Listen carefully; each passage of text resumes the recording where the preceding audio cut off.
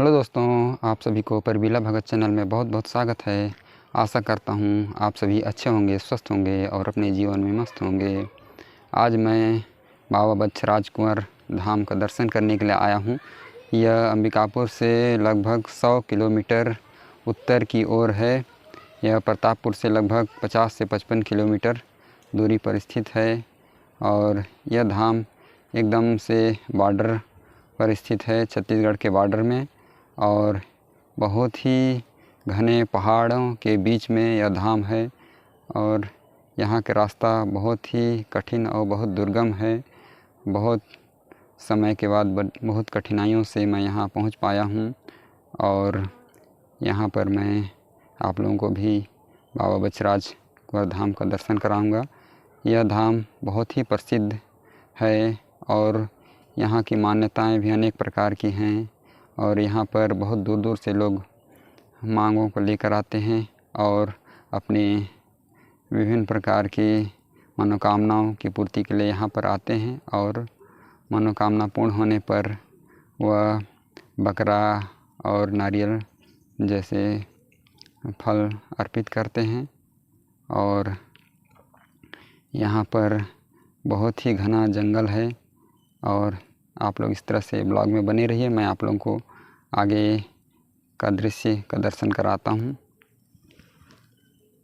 दोस्तों, ये है बच्छराज कुंवर धाम के बाहर का नज़ारा। देख सकते हैं किस तरह से है। यह धाम बलरामपुर ज़िले के वड्रपनगर विकासखंड के अंतर्गत मानपुर नामक ग्राम में स्थित है और यह जोबा पहाड़ी पर स्थित है यह धाम। यहाँ आने के लिए बहुत ही दुर्गम रास्ता है। कई जगह पे कच्ची सड़क है जो अभी अच्छे से नहीं बना है और यह अंबिकापुर से लगभग 100 किलोमीटर की दूरी पर है। और यहाँ पर देख सकते हैं किस तरह से यहाँ का नज़ारा है। और मैं आप लोगों को इस धाम की कथा के बारे में बताऊंगा जिसे यहाँ के बैगा लोगों ने मुझे बताया है। तो और साथ साथ में मैं आप लोगों को दर्शन भी कराऊंगा इस धाम का, तो ब्लॉग में बने रहिएगा। तो इस धाम की कथा कुछ इस तरह से है कि जो बच्छराज कुंवर अपनी पत्नी के साथ जान बचाते हुए पलामू राज्य से यहाँ आए और यहाँ जोबा नामक पहाड़ी पर निवास करने लगे, क्योंकि वहाँ पलामू में इनके राज्य में शत्रुओं ने युद्ध शुरू कर दिया था, जिसकी वजह से इनकी जान को खतरा था। इसलिए यह सैनिकों की कुछ टुकड़ियों को लेकर यहाँ आए और यहाँ निवास करने लगे। देख सकते हैं यहाँ पर जो भी जल स्रोत है, जितना भी पाइप से यहाँ पानी निकल रहा है या नल लगा हुआ है, सभी स्वतः ही निकल रहा है। यहाँ कोई मोटर का इस्तेमाल नहीं किया गया है। देख सकते हैं यहाँ का नज़ारा। तो आगे की कहानी बताता हूँ कि यहाँ पर राजकुंवर और उनकी पत्नी यहाँ निवास करने लगे और एक गढ़ बना लिए और इसी दौरान कुछ वर्षों में इनके पुत्र भी पैदा हो गए। तो यहाँ पर नीचे में जो बच्छराज कुंवर का मुख्य धाम है, वहाँ पर पहले एक गौशाला हुआ करता था और ऊपर पहाड़ी में जहाँ माता रानी का धाम है, वहाँ पर गढ़ हुआ करता था। तो वहाँ से बच्छराज कुंवर अपने 2 पुत्रों के साथ यहाँ नीचे गौशाला में दूध लेने के लिए जब आए, तो वहाँ कुछ सैनिक जो उनके साथ में थे तो इनकी सुरक्षा के लिए हमेशा रहते थे। तो इसी दौरान शत्रु सैनिक लोग यहाँ आए और यहाँ पर काफ़ी घमासान युद्ध हुआ और इनको यहीं पर मार दिया गया और बाद में रानी को भी उनके गढ़ में जाकर मार दिया गया और सभी सैनिकों को भी मार दिया गया और गढ़ को भी पूरी तरह से ध्वस्त कर दिया गया। तो यहाँ पर बाद में बताया जाता है बैगा के द्वारा कि यहीं पर बसराज कुंवर जी पत्थर के रूप में स्थापित हो गए और माता रानी ऊपर गढ़ में ऊपर में वहाँ पर स्थापित हो गई। तो यहाँ पर ये धाम यहाँ पर है, यहीं पर स्थापित हो गए। तो ये है बसराज कुंवर की प्रतिमा और अंदर में मुख्य प्रतिमा है जहाँ उनके दोनों बच्चे के साथ दिखाया गया है। ये देख सकते हैं बसराज कुंवर की मुख्य प्रतिमा है। यहाँ बैगा पूजा कर रहे हैं। तो आगे की कहानी बताता हूँ कि वहाँ पर जब मृत्यु का घाट उतार दिया गया तो कुछ समय पश्चात वहाँ पर बसराज कुंवर स्थापित हो गए पत्थर के रूप में और माता रानी गढ़ में ऊपर में स्थापित हो गई। और ऐसा बहुत समय बीत चुका, तब यहाँ जो पुजारी बैगा हैं उनके पूर्वज लगभग 6-7 पीढ़ी के पूर्वज जब यहाँ पर दो पति पत्नी घूमते हुए यहाँ पर आए, जंगलों में भटकते हुए यहाँ पर आए, तो उन्होंने देखा कि यहाँ पर एक दिव्य प्रतिमा है। तो उन्हें लगा कि ये किसी देवी या देवता की प्रतिमा है। तो उन लोगों ने मन ही मन एक प्रार्थना किया और एक पत्थर को नारियल के रूप में मानकर उनके सामने में रख दिया और ये मनोकामना मांगी कि यदि हम यहाँ पर यह नदी है, इसमें हम लोग मछली मारेंगे और यहाँ बांध बांधेंगे और तब तक यह बांध ना फूटे जब तक हम यहाँ के मछली को पकड़ ना लें। ऐसा कह के उन्होंने मनोकामना मांगी। यदि हमारी मनोकामना पूर्ण हो जाती है तो हम आपकी शक्ति पर विश्वास करने लगेंगे कि आप कोई देवी या देवता हैं। तो ऐसा ही उन्होंने किया। तो जब उन्होंने बांध कर वहाँ पर मछली मारने लगे, तो जब बांध तब तक टिका रहा जब तक वहाँ पूरी तरह मछली को वे मार नहीं लिए। और इसके बाद जैसे ही मछली को मार के बाहर निकले तो वह बांध पूरी तरह से टूट गया। तो उनको विश्वास हो गया। यहाँ पर देख सकते हैं बजरंगबली की प्रतिमा है और यहाँ शिव मंदिर भी है। देख सकते हैं यहाँ सामने में नंदी है और यहाँ पर और एक नंदी की प्रतिमा, कितनी सुंदर प्रतिमा बनी हुई है, देख सकते हैं। तो मैं आगे की कहानी बताता हूँ कि जब उन्होंने मछली को मार लिया तो उनको विश्वास हो गया कि यह प्रतिमा कोई साधारण नहीं है, यह कोई दिव्य प्रतिमा है।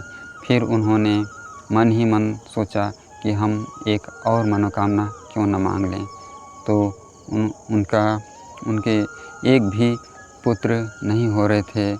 उन्होंने बहुत जगह धरना चढ़ाया था, बहुत जगह उन्होंने दिखवाया था, कई दीवार से दिखवाया था, कई धाम में गए थे, पूजा पाठ सब कुछ कर देखे। कई वर्ष बीत चुके थे, उनका एक भी बच्चा नहीं हो रहा था।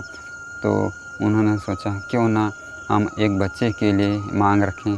और उन्होंने वैसा ही किया, एक पत्थर को वहाँ पर उठाकर नारियल के रूप में रख दिया और मन ही मन उन्होंने प्रार्थना किया। नहा धोआ के मन ही मन वहाँ पर जाकर प्रार्थना किए कि आप जो भी देवी या देवता हैं, अगर हमारी इस मनोकामना को पूर्ण कर देंगे तो हम यहाँ पर आपकी हमेशा पूजा करेंगे और लोगों को भी बताएंगे आपके बारे में। ऐसा कह के उन्होंने प्रार्थना किया कि हमारे बाल बच्चे हो जाएंगे तो हम आपकी शक्ति पर पूर्ण रूप से विश्वास कर लेंगे। ऐसे कह के उन्होंने वहाँ नारियल रखा और अपने घर चले गए। और कुछ समय पश्चात कुछ समय बीत गया, तब लगभग 1-1.5 महीना बीत गया। तब उनको लगा कि हमारा बच्चा होने वाला है। तो आसपास के पड़ोसी लोगों को भी लगा कि इसका बच्चा होने वाला है। तो उन्होंने पूछा आसपास के पड़ोसी लोग कि मतलब गर्भवती हो गई है। ऐसे करके उन्होंने पूछा कि कहाँ से दिखवाए थे, कहाँ से पूजा कराए थे, ऐसा उन्होंने पूछा। ये देख सकते हैं यहाँ पर किस तरह से धरना के नारियल लोगों ने टांग रखे हैं, देख सकते हैं। यहाँ पर जो भी आते हैं धरना के नारियल को इस तरह से यहाँ पर टांग देते हैं, और जब मनोकामना पूर्ण हो जाती है तो यहाँ से इस नारियल को ले जाकर वहाँ पर जो भी बलि के रूप में बकरा चढ़ाते हैं या और फल फूल के रूप में कुछ भी चीज़ चढ़ाते हैं, देख सकते हैं। तो आगे की कहानी में ऐसा होता है कि जब लोगों को पता चलता है तो सभी लोग पूछते हैं कि आपकी मनोकामना कैसे पूर्ण हो रही है, आपके पेट में तो बच्चा है। तो उनको भी समझ में नहीं आता, हमने तो कई जगह धरना चढ़ाए, कई जगह प्रार्थना किए हैं, तो कहाँ से हमारा मनोकामना पूर्ण हुआ, समझ में नहीं आ रहा था। तो उन्होंने देवायर के पास दिखवाया, तो देवायर ने बताया कि आप लोग कभी जंगल में भटकते हुए किसी मूर्ति या प्रतिमा को आपने देखा था क्या, कुछ उनसे प्रार्थना किया था। तो उनको याद आता है कि इस जंगल में इन्होंने एक मूर्ति पाई थी, वहाँ पर इन्होंने प्रार्थना किया था। तो उसी समय इनके बच्चे, उसी समय से इनको बच्चे की प्राप्ति हुई और इन्होंने विश्वास कर लिया कि यही दिव्य प्रतिमा का ही चमत्कार है।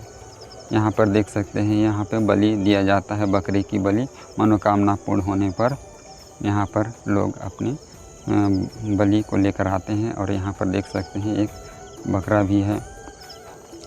तो आगे की कहानी में कुछ ऐसा होता है कि उनको पूर्ण रूप से विश्वास हो जाता है कि यह कोई साधारण देवी देवता नहीं है, कोई दिव्य शक्ति है जिसकी कृपा से हमें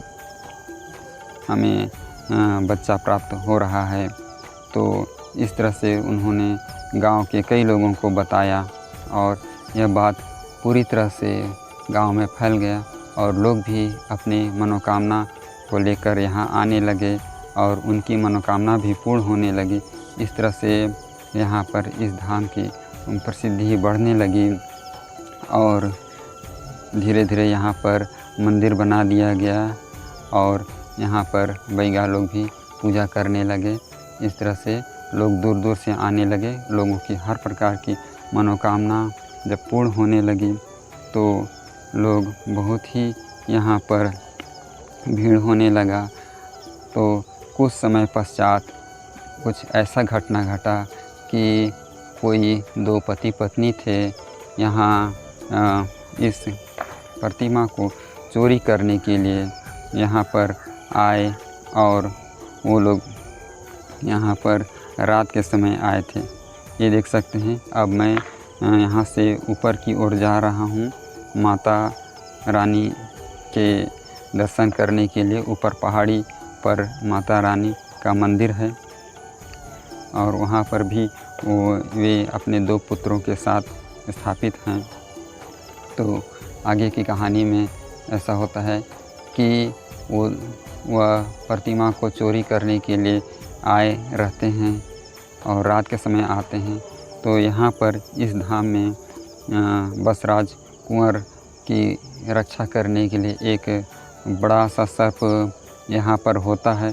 तो उस सर्प को उन लोग दूध दे देते हैं, जिससे वह जब दूध पीने लगता है तो अचानक उस पर पीछे से वार कर देते हैं और उसे वहीं पे मृत्यु की प्राप्ति हो जाती है। इसकी एक मृत्यु प्राप्त हो जाती है। तो इसकी इस सर्प की खंडित प्रतिमा राजखेता नामक स्थान पर भी प्राप्त हुई है, जो लगभग यहाँ से 30 किलोमीटर की दूरी पर स्थित है। तो आगे की कहानी में ऐसा होता है कि उस सर्प को मारने के पश्चात जब बसराज कुंवर की प्रतिमा को वो लोग चोरी करने के लिए यहाँ पर आते हैं तो उसे जब उठाने की कोशिश करते हैं तो उनसे बिल्कुल भी नहीं उठते हैं। बहुत प्रयास करते हैं फिर भी इसे वह उस मूर्ति को चुरा नहीं पाते हैं। तो वह बहुत खिन्न होकर के उसे अपने हथियार से उस प्रतिमा पर 2-3 बार वार करते हैं, जिससे कुछ वह प्रतिमा क्षतिग्रस्त हो जाती है और इसके बाद वह उसे वहीं छोड़कर रातों रात भाग जाते हैं। और रात को कुछ दूरी पर, यहाँ से लगभग 3 से 4 किलोमीटर की दूरी पर एक गुफ़ा है, वहाँ पर वह रात को वहाँ पर रुकते हैं। तो ऐसे में बसराज कुंवर की श्राप उन पर लग जाती है, जिससे वह वहीं पे उन लोग पत्थर में तब्दील हो जाते हैं, जो अभी वहाँ पर पत्थर के रूप में अभी भी उस गुफ़ा में वो लोग हैं, जिसे लोग जानते हैं चोरनीन के रूप में वहाँ उनको जानते हैं। तो इस तरह से यहाँ की कहानी है। और ये है माता रानी का मंदिर। यहाँ माता रानी की प्रतिमा स्थापित है। अपने 2 पुत्रों के साथ यहाँ पर माता की स्थापना हो गई। और नीचे में बसराज कुंवर की प्रतिमा है। लोग यहाँ पर दूर दूर से आते हैं और अपनी मनोकामना पूर्ण होने पर यहाँ पर बकरा चढ़ाते हैं या नारियल चढ़ाते हैं। बहुत सारे लोगों की मनोकामनाएं पूर्ण होती हैं। यहाँ पर लोग झारखंड से भी आते हैं, क्योंकि यह स्थान झारखंड से लगे हुए पहाड़ी पर स्थित है। तो इस तरह से यहाँ की कहानी है। और यहाँ के बैगा लोग बताते हैं कि यहाँ पर पहले कुछ भी नहीं था, किंतु धीरे धीरे अब यहाँ काफ़ी कुछ परिवर्तन हो गया और यहाँ पर मंदिर बना दिया गया है। और यहाँ पर काफ़ी सुंदर मंदिर बना दिया गया है। देख सकते हैं यहाँ किस तरह से है। और बहुत दूर दूर से लोग आते हैं, माता के दर्शन करते हैं और नीचे बसराज कुंवर का भी दर्शन करते हैं। और जो कुछ दूरी पर गुफ़ा है चोरनीन की, उसका भी लोग यहाँ पर दर्शन करते हैं। और मनोकामना पूर्ण हो जाने पर यहाँ पर बकरा चढ़ाया जाता है। यहाँ पर मुख्य रूप से बकरा का बलि दिया जाता है। यहाँ पर लोग झारखंड से और आसपास के क्षेत्रों से लोग आते हैं। उनकी प्रसिद्धि बहुत ज़्यादा है। देख सकते हैं यहाँ पर माता रानी के मंदिर के पास ही यहाँ पर बताया जाता है कि माता की जाता है, जिस पे माता दाल पीसती तो वहाँ पूजा करते हैं। और यहाँ पर भी कोई देव है, यहाँ पर भी पेड़ों पर चुनरी को बांध दिया गया है। और अब मैं यहाँ से नीचे की ओर उतरूँगा, तो शॉर्टकट रास्ता से उतरूँगा। तो यहाँ पर रास्ता भी बहुत ख़तरनाक है, उतरने वाला रास्ता। ये देख सकते हैं यहाँ पर भी कोई देव स्थापित है, जिसे यहाँ पर पूजा किया जाता है। और अभी मैं यहाँ से नीचे उतरूँगा।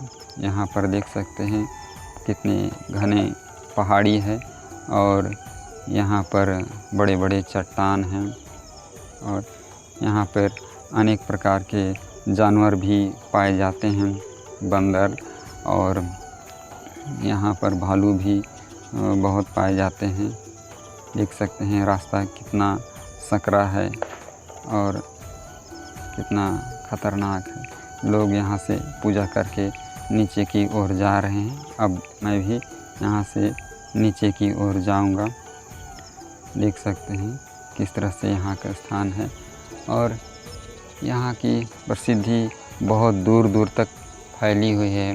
बैगा लोग बताते हैं कि पहले यहाँ के बहुत नज़दीक के लोग ही आते थे, किंतु अभी तो छत्तीसगढ़ के कोने कोने से लोग अपनी मनोकामना को पूर्ण करने के लिए यहाँ पर आते हैं। किंतु यह जगह इतने घने पहाड़ों के बीच में है कि आने का रास्ता भी काफ़ी कठिन है। रोड भी पूरी तरह से नहीं बन पाया है। कुछ दूर तक तो पक्की रोड है चलगली तक, फिर चलगली से इधर आने पर रास्ता बहुत ज़्यादा ख़राब है। और यहाँ लोग मोटरसाइकिल से आते हैं तो बरसात के दिनों में तो रास्ता काफ़ी फिसलन भरी होती है और कई जगह तो लोग गिर भी जाते हैं। ये देख सकते हैं यहाँ का नज़ारा किस तरह से है। ये सभी लोग अब यहाँ से दर्शन करके नीचे की ओर जा रहे हैं। तो मैंने भी यहाँ पर दर्शन कर लिया है और यहाँ का आप लोगों को कहानी बता दिया है।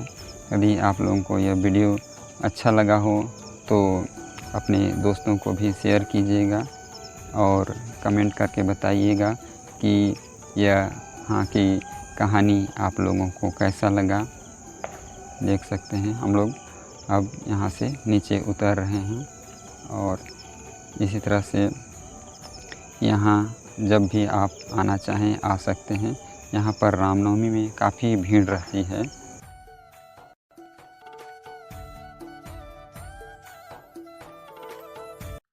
तो फाइनली दोस्तों मैंने आप सभी लोगों को बाबा बछराज कुंवर धाम का दर्शन करा दिया है और माता रानी का भी दर्शन करा दिया है। यह पहाड़ के ऊपर में है।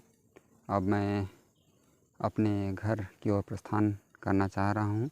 तो यह वीडियो आप लोगों को पसंद आया हो तो लाइक कीजिए, शेयर कीजिए और सब्सक्राइब कीजिएगा दोस्तों, और कमेंट भी कीजिएगा दोस्तों, ताकि आने वाले समय इस तरह से अन्य वीडियो भी आप लोगों को उपलब्ध कराता रहूँ।